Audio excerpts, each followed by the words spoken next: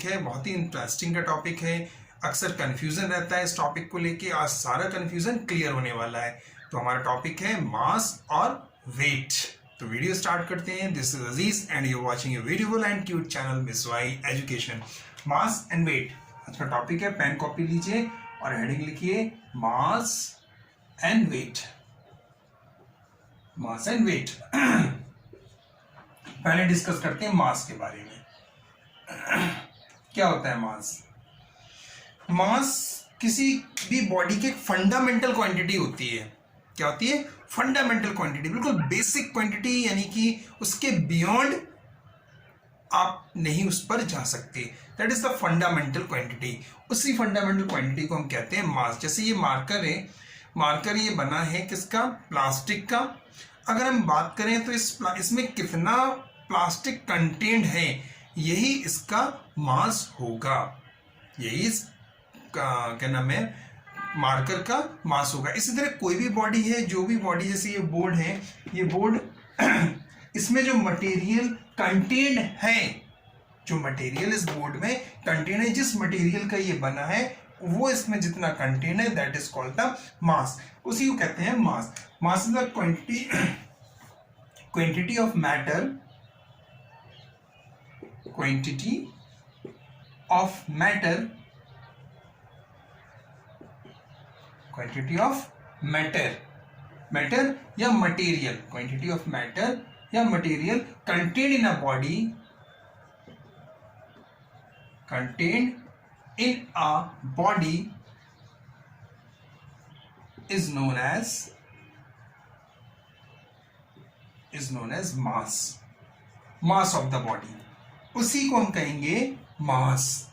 कि कितना matter contain है, कितना मटेरियल उस बॉडी में कंटेन है, दैट इज कॉल्ड द मास। कोई भी बॉडी हो, कोई भी चीज हो, जिस मटेरियल की वो बनी है, उसमें कितना मटेरियल कंटेन है, that is called the mass of a body. इसको रिप्रेजेंट किससे करते हैं बच्चों?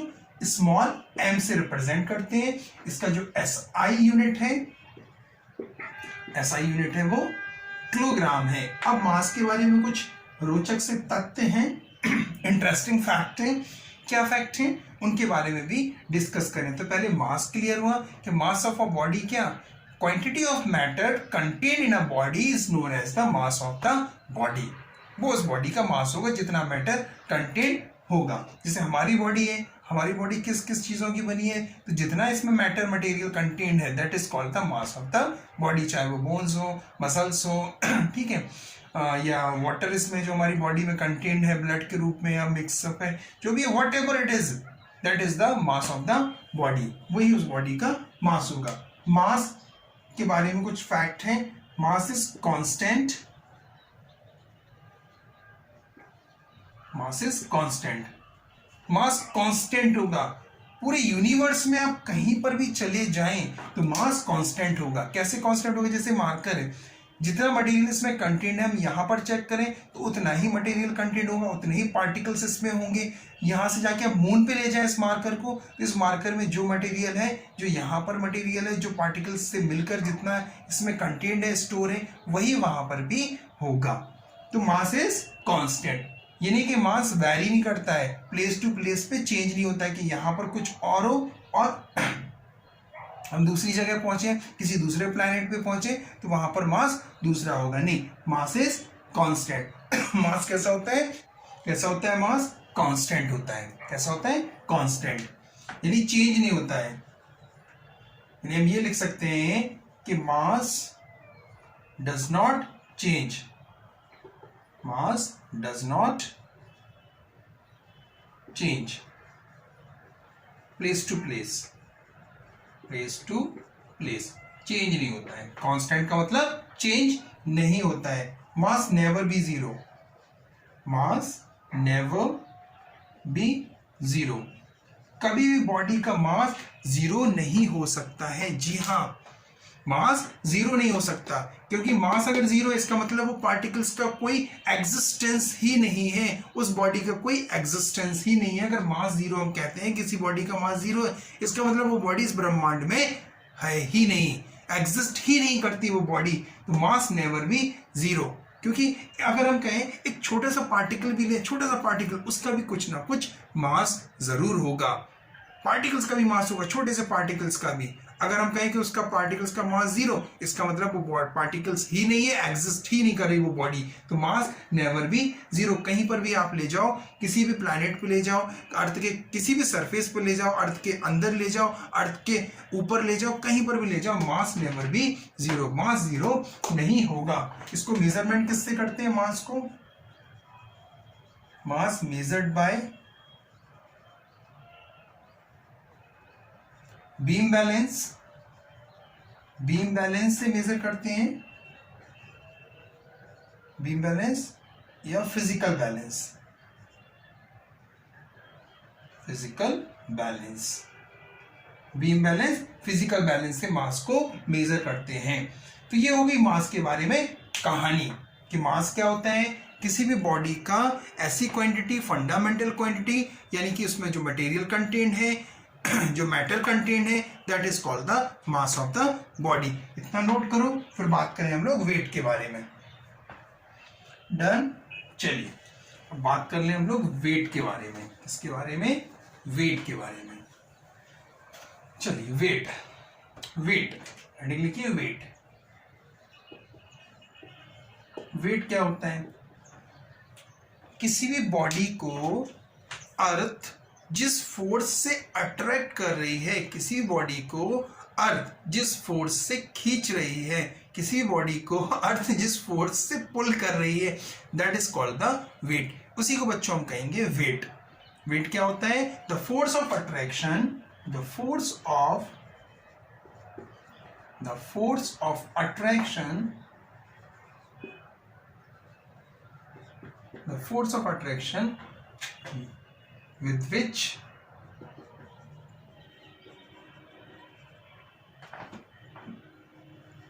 the earth pulls a body, the force of attraction with which the earth pulls a body is called weight।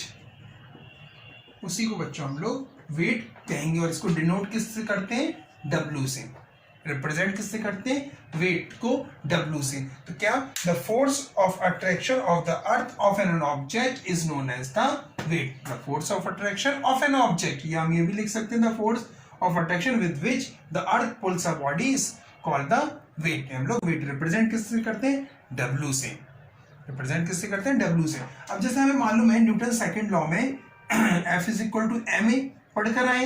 अब यहां पर जो एक्सेलरेशन है बॉडी में वो किसकी वजह से हो रहा है? अर्थ की ग्रेविटी की वजह से। तो यहां पर हम इसको यूज करते हैं F is equal to mg।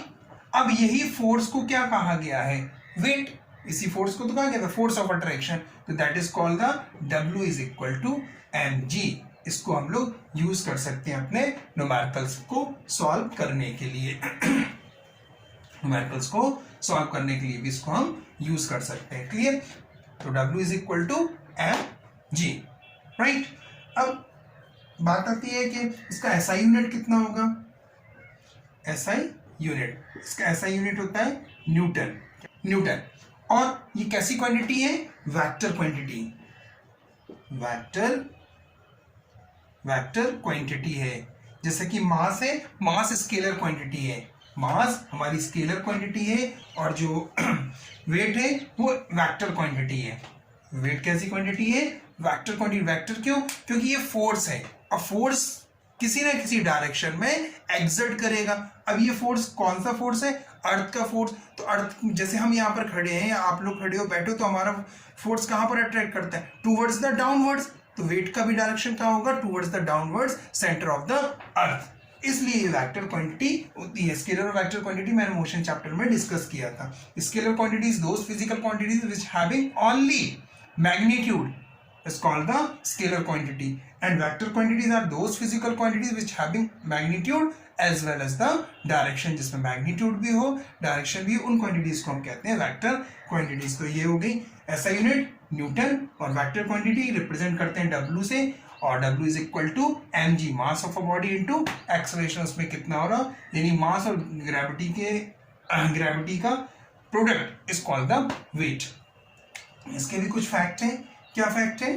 पहला फैक्ट है मास, वेट के बारे में बता रहे, weight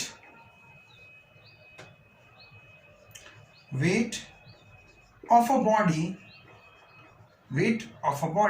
very place to place.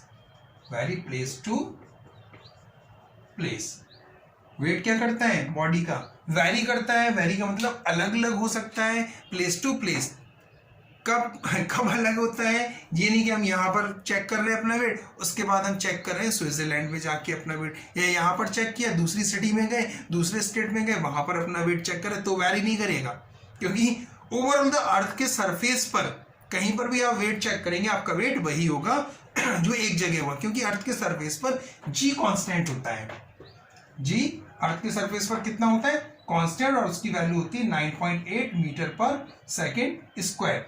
अब अर्थ के सरफेस से हम बहुत बहुत ऊपर कहीं जाएंगे तब हमारा वेट वैरी करेगा, या इक्वेटर और पोल पे वैरी करेगा। इक्वेटर और पोल पर भी हमारा वेट वैरी करेगा। इक्वेटर और पोल इक्वेटर और पोल पर भी हमारा जो वेट है वो वैरी करेगा। ग्रेविटी होती है, जो ग्रेविटी होती है बच्चों, वो पोल पे ग्रेटर होती है इक्वेटर के कंपैरिजन में।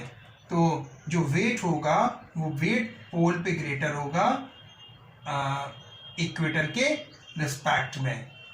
इक्वेटर के रिस्पेक्ट में पोल पर वेट ज्यादा होगा और इक्वेटर पे कम होगा। क्यों होगा? क्योंकि जो अर्थ का सरफेस होता है हमारा वो ओवल शेप का होता है। डिस्टेंस जो होती है वो डिस्टेंस कितनी, ये पोल के लिए डिस्टेंस, ये पोल और ये इक्वेटर, ठीक है।